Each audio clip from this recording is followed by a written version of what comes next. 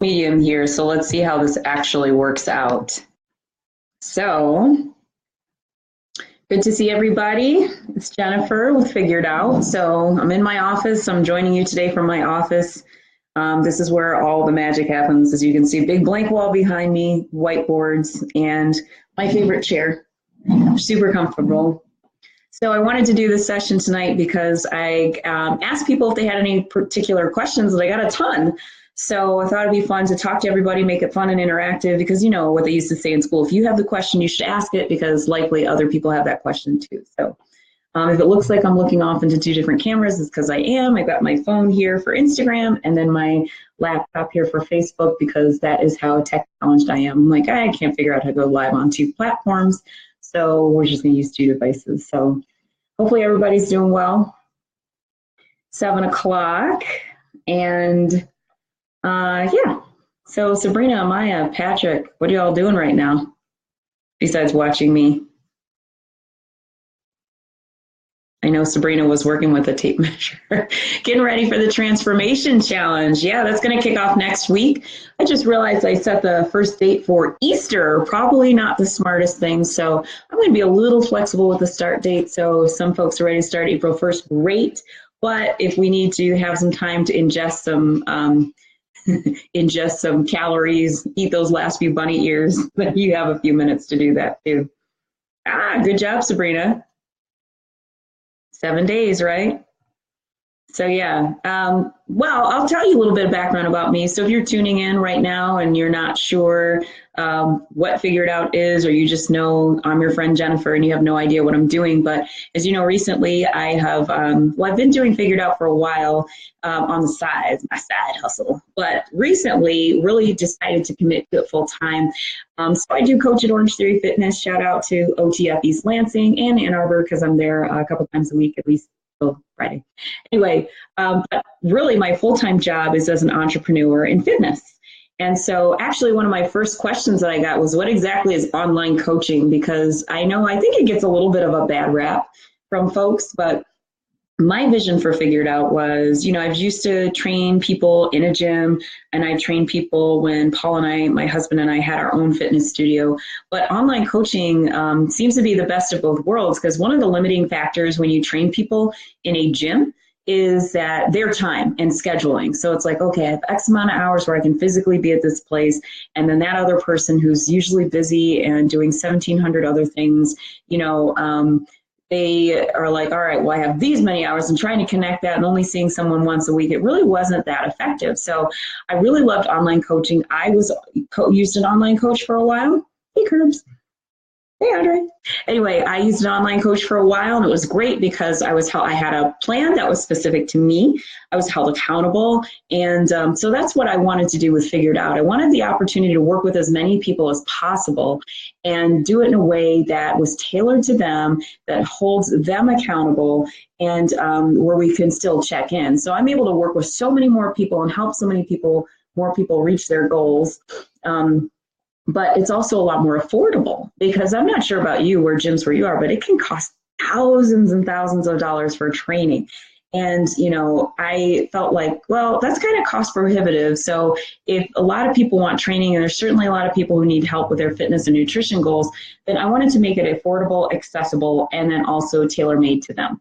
So that's what online coaching for me, what happens in that experience is, if there's a client, we talk about your goals first, and I think about a plan. You fill out a really detailed questionnaire in terms of what you'd like to get out of it, what you have any health and physical injuries, orthopedic issues, anything like that. We also assess your current habits. And I asked people to be very honest with those. So I know some of you tuning into this call might be filling out their questionnaire right now thinking, do I tell them about the 3 donuts I ate last night or no? Yeah, tell me. So we fill out a detailed questionnaire, and from there, I tailor a plan specifically to you. So again, if you see me looking in 2 different cameras, because I have my laptop and my camera phone up, so you'll see me, I don't have a lazy eye. I'm looking at 2 cameras. So anyway, the online experience then is really a lot more specific to each individual. And then weekly or bi-weekly, clients check in with me with photos and information, measurements, weight, that kind of thing. So I can assess to see where you are with your goals.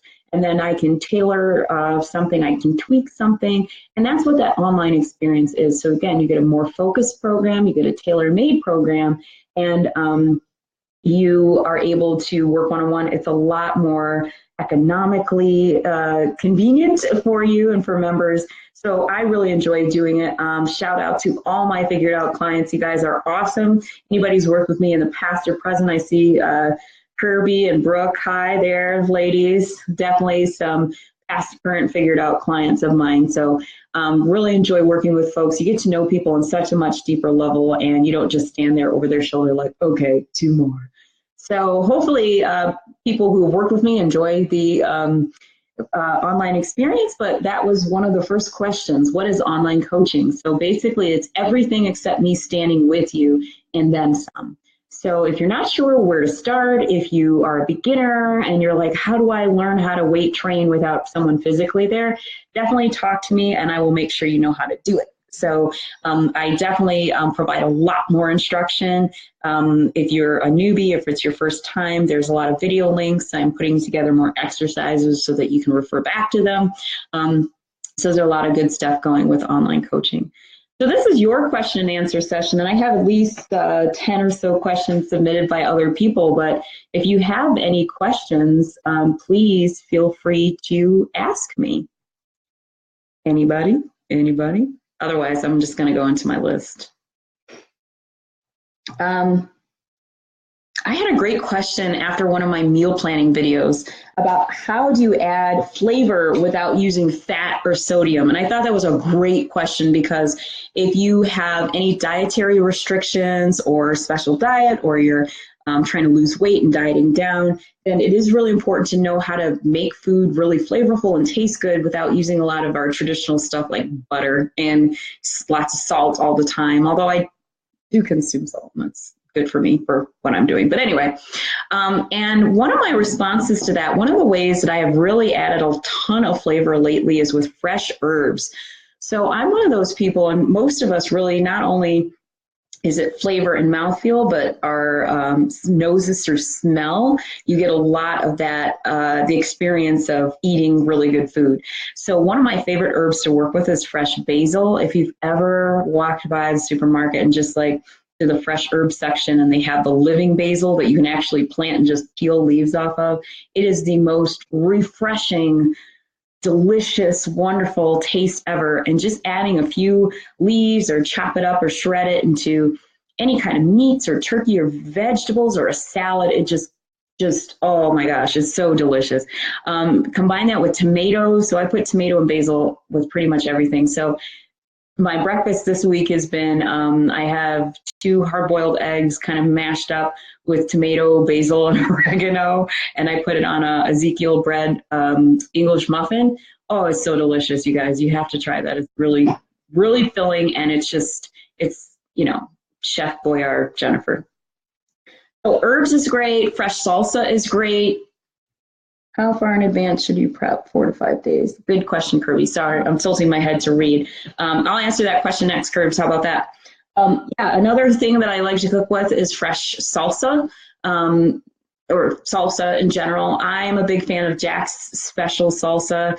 I don't know, maybe because it's a Detroit company and I'm from the Detroit area, or maybe because it's actually delicious because they freshly make it kind of like almost like restaurant quality. It's really good. So salsa, fresh herbs. So fruits and vegetables have a lot of just flavors and textures and things that wake up foods so much. Yeah, 313, baby.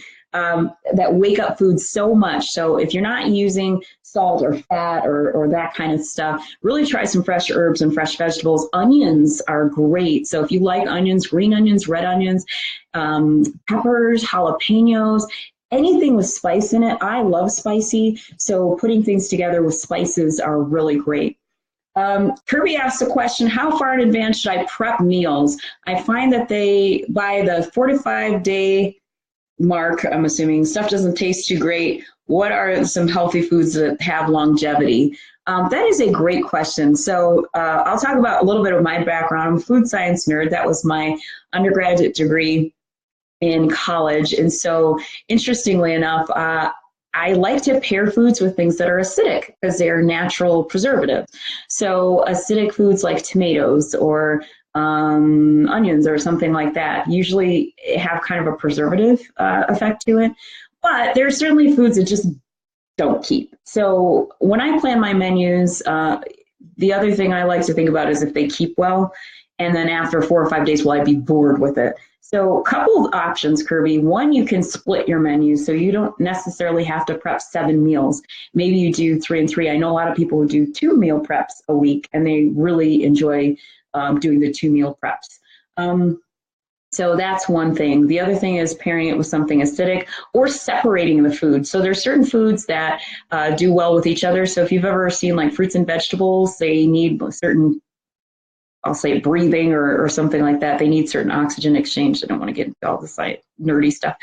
But if you put them next to stuff, they'll go bad faster. So one option might be, like for example, right now I have salads as part of one of my meals.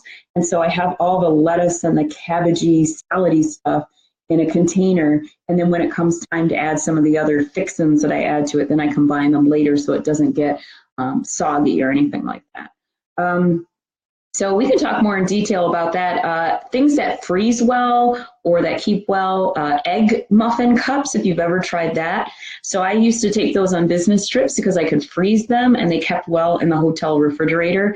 So that's just basically kind of like, think of a scrambled egg and add some additional, whatchamacallit, herbs and other ingredients in there, and then you can freeze them and then take them out as needed and then heat them up or however you like to eat them. I try to stay away from packaged stuff as much as possible, try to follow my 80-20 rule, but sometimes, Curbs, if it comes down to it, if it's a matter of you eating like McDonald's or eating a Quest bar, go ahead and stock up on a couple Quest bars and just make sure you have some foods on hand that are that you can have that are part of your meal plan. So it answers a little bit of your question, but you and I can talk a lot more in detail about some other particular meals that would be helpful to you. So what other questions are out there? 313 Kirby. So variety in foods and exercise is another question that I got. How do I keep the variety in foods so that you avoid burnout and boredom?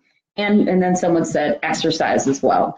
So let me tackle the food thing because I totally love to talk about food. If you haven't noticed, I do meal prep videos every Monday at 7 o'clock in the evening. And so food is a little bit of an obsession for me because, you know, Mama likes to eat. So variety in foods is really great. And I used to have the same problem. So I used to eat a lot of like chicken, turkey, and fish, and that gets old real fast. And same vegetables too. I would eat green beans, broccoli, and spinach. And there are only so many combinations you have with green beans, broccoli, spinach, chicken, turkey, and fish. Let me tell you. I could probably tell you all of them. Hey, Nicole. So one of the ways that I like variety is now I play a game with myself. It's called Meal Makeovers. And so I did a quick video on that on Monday, and I'll probably have some more meal makeovers. I know I wrote a blog about it, but I really think about if I could eat anything in the world that I'm craving, what would it be? Hey, Nicole. So my favorite example is tacos, because one week, I don't know why, no, I know why, Famous Taco, which is one of my favorite taco places in Lansing, and it's just all grease. It's just all grease. It's horrible for you. It tastes delicious, and it's that kind of place where it's like, it will never fit my macros. It'll never fit in my nutrition plan. So Famous Taco opened up a spot literally right around the corner from my house, and they delivered. So my friend Ann, shout out to Ann where we are, decided to tell me, oh, did you know that Famous Taco delivers? No. So there's no way I can eat there. So I started playing a game like, if I had to make my own healthy version of Famous Taco, what would it be? So I took corn tortillas and a black bean burger and mashed it up. And so it was almost like a vegetarian taco, but it was so delicious. So now my favorite game is to take the stuff that I really crave and try to make different recipes out of it. And that's how I keep the variety. So if I'm craving lasagna, I'm going to think about, what do I like about lasagna? It's the creaminess, it's the cheesiness, it's the warmth, it's the comfort piece of it. And so what are the ingredients that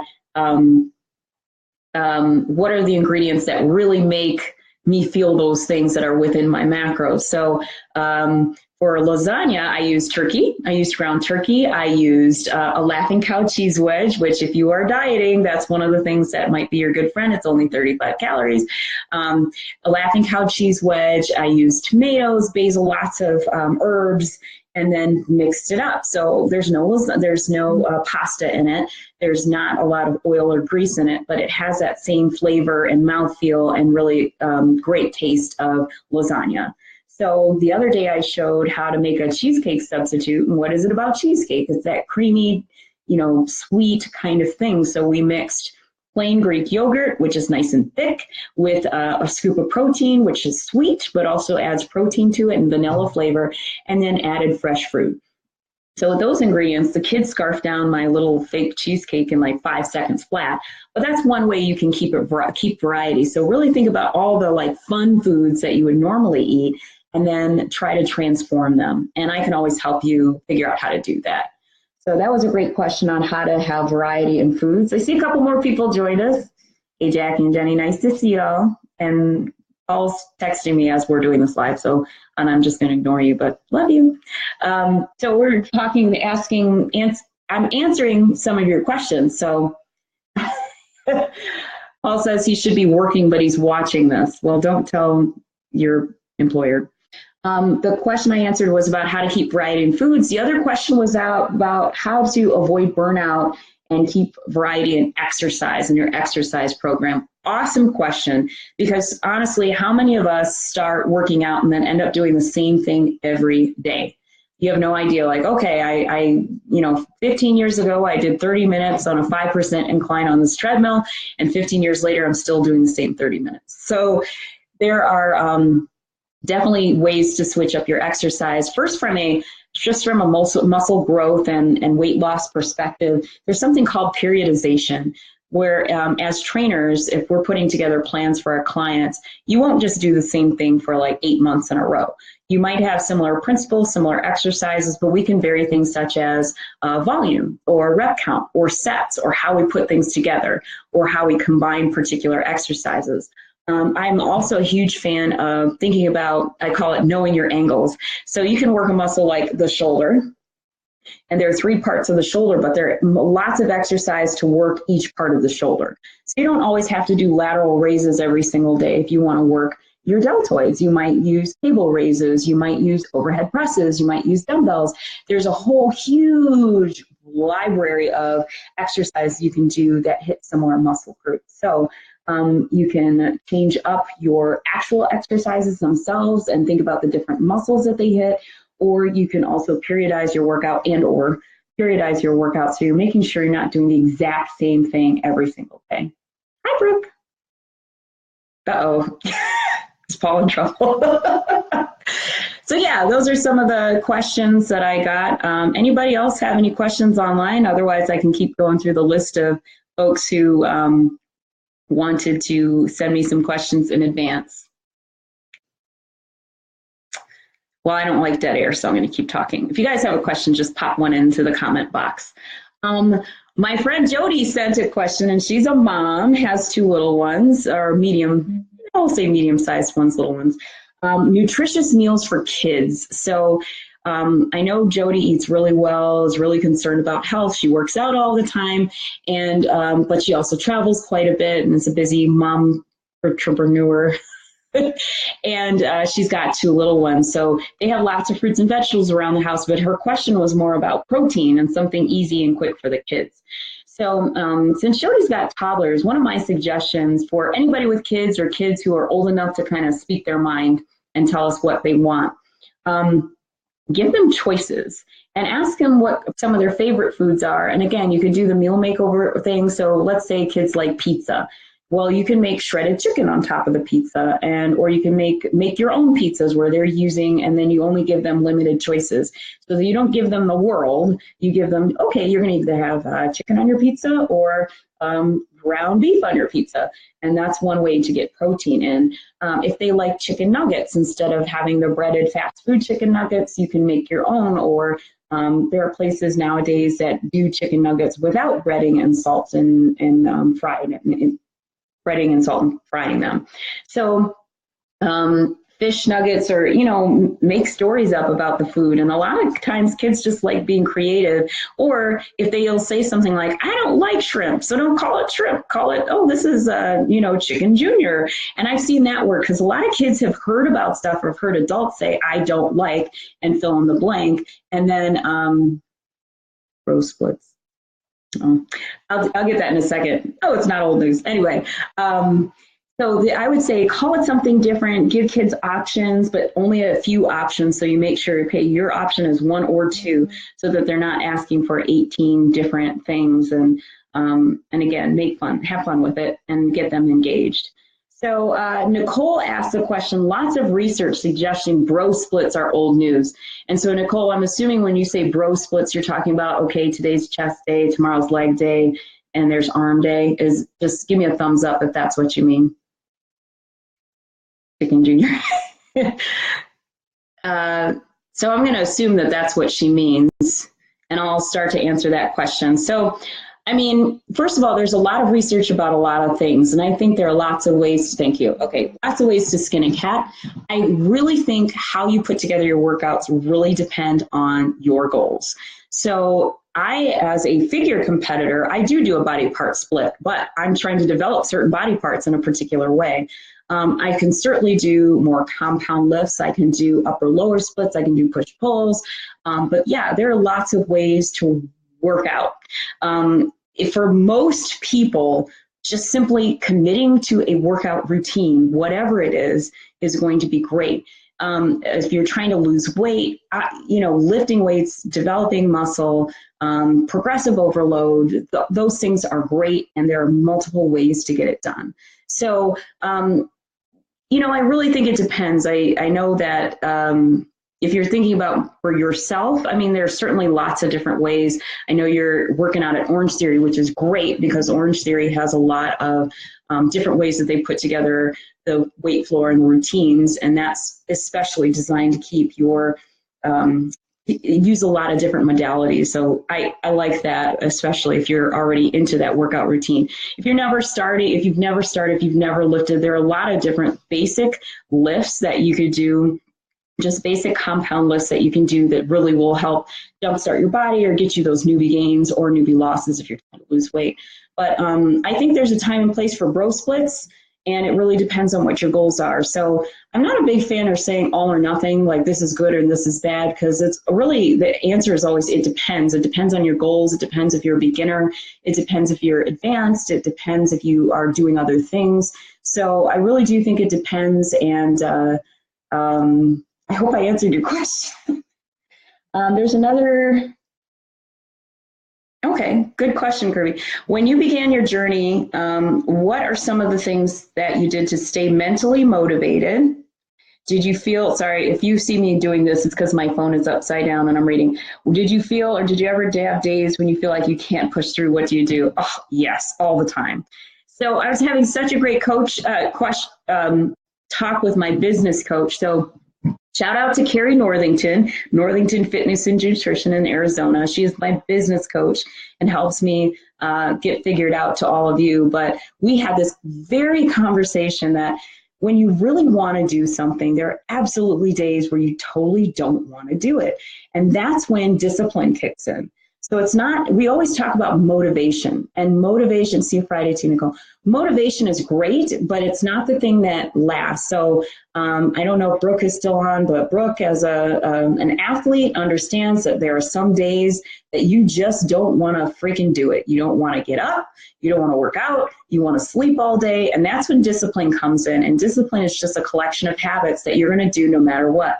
and they're non-negotiables. Now, certainly, Kirby, there are going to be times where, and this is in my experience, in fact, last week, forget it when I just started, this still happens now. I was totally sleep deprived. I hadn't slept more than 5 hours in, I don't know, weeks. I was wrecked. And so you have to understand the difference between when you have to prioritize things like sleep or your family or creating an environment for success. So maybe your house is a mess, or maybe you have like 18 other things that are just weighing on your mind that you have to get through before you can focus on this other thing. So really having that foundation for what is going to help you be successful, and then you have the discipline of keeping those habits. So yeah, I didn't want to do my shoulder workout today. I certainly wanted to sit on my big old butt and chill and wait for my next class to start and all this other stuff. But I also know that in my head, I keep in mind why I do stuff. So for me, I'm competing, and it is really important for me to go and show my best and be my best. So understanding your why, or why you do this, or why is health so important to you. And it's not about, oh, because I want to lose 5 pounds. Keep asking yourself why. Why do you want to lose 5 pounds? Well, you know, I went to the doctor. Doctor said I need to lose 5 pounds. Why? Well, the doctor said I was going to have a heart attack if I didn't. There you go. I want longevity. Why is it important to you for to be on this earth? Well, because I have goals and I have career and I have these types of things. So it's really less about looking good or finding motivation. It is about really understanding the important things in your life, why you want to do this, and making the certain habits that lead you to that positive results non-negotiable. You don't get to not do it. As a parent, this is a great example. So if anybody has kids out there, you know, you have the kids, and by law, you got to take care of them until they're 18. You can't just, and there are certainly days I see, Bianca's joined. So as a parent, you know, there are days where you don't even like your children. You love them, but you don't like them. You certainly don't want to pick them up from 18 different lessons and move them all around the place. But it's discipline, because you know that no matter what, you love this child, you're going to nurture this child, and the government's going to make you do it. Anyway, just kidding. So meaning that it's important to know your why and understand those habits that are going to be important for you to get to that goal and that end point. So and then get up and do it no matter what. It's not an option. And I'm not necessarily even some of these hardcore people that says you can never make a mistake, because you will make mistakes. You will backslide. You're going to be tired, and maybe you miss a workout one day. But the discipline is, okay, I missed it. I'm going to get back and do it again. Not like, damn it, I missed it. See, this workout thing wasn't for me anyway, and then you give up.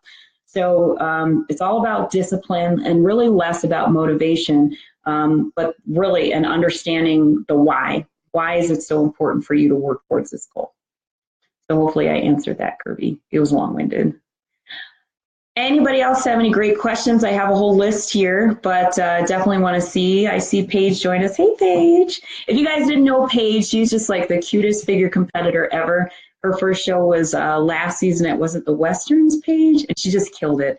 So yeah, I'm so excited. I hope she keeps competing. Super nice person, very talented, very smart young lady, and really a great part of the sport. So great to see you online, Paige, and hopefully we'll see you on stage this year or next year, whenever you decide. And see, I see Bianca on here, shout out. She's the cover model for this month's Healthy and Fit magazine. So if you're in the Lansing area, make sure you pick one up. Vegan foods and vegetarian protein.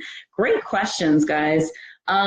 So there's there are a whole lot of people, and Nicole mentioned bro splits. So we talk about bro diets and bro whatever, the whole chicken and fish and leg day and chest day and that kind of thing. And some people don't believe that you can do well and be a vegetarian or a vegan.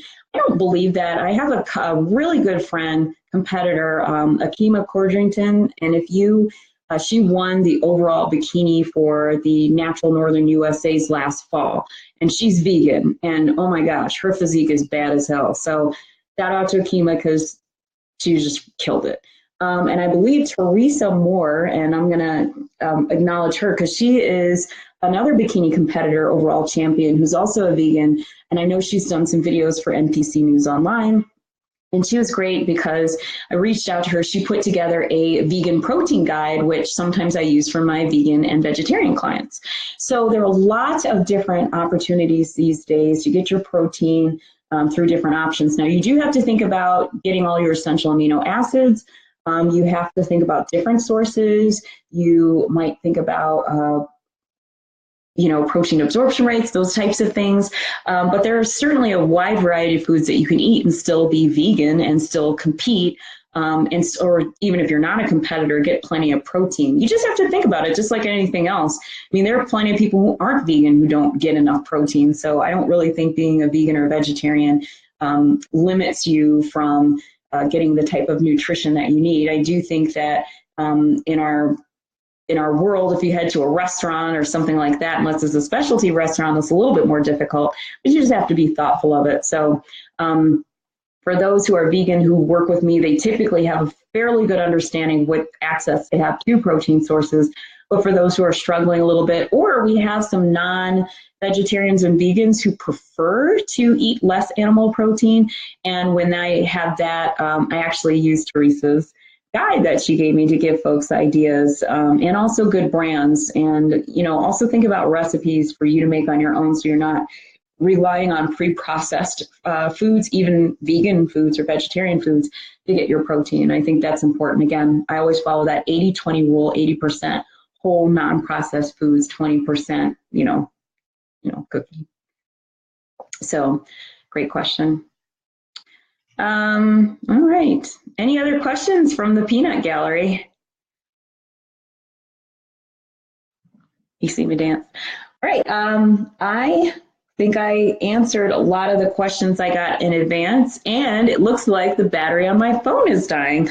So if you guys have any other questions, either about me or Figured Out, you can go to my website, figuredoutfitness.com. Yes, that's a plug. And also another plug for my transformation challenge starting the beginning of April. So if you're not sure where to start, or you hit a plateau and you want to jumpstart and have a lot of fun, because I designed this challenge to be a ton of fun.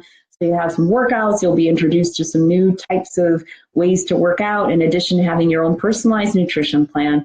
And then for 8 weeks, you're going to have an awesome challenge. So at the end of 8 weeks, I just can't wait to see where everybody is. So already have some challengers already signed up. They're getting ready, they're taking their measurements, and we're going to kick it off in early April. So if there's something that if you want to help getting over the hump for that transformation, then definitely reach out to me at figuredoutfitness.com, or you can, post something on Facebook or Instagram. But otherwise, I'm going to sign off for tonight, and hopefully you'll check out this video. And for those of you who aren't able to join live, it'll be up on Instagram on my story for a little bit, I think. And if not, it's on Facebook, and I will download it and post it on my YouTube channel, Figured Out Fitness. So see you guys soon, and have a great night.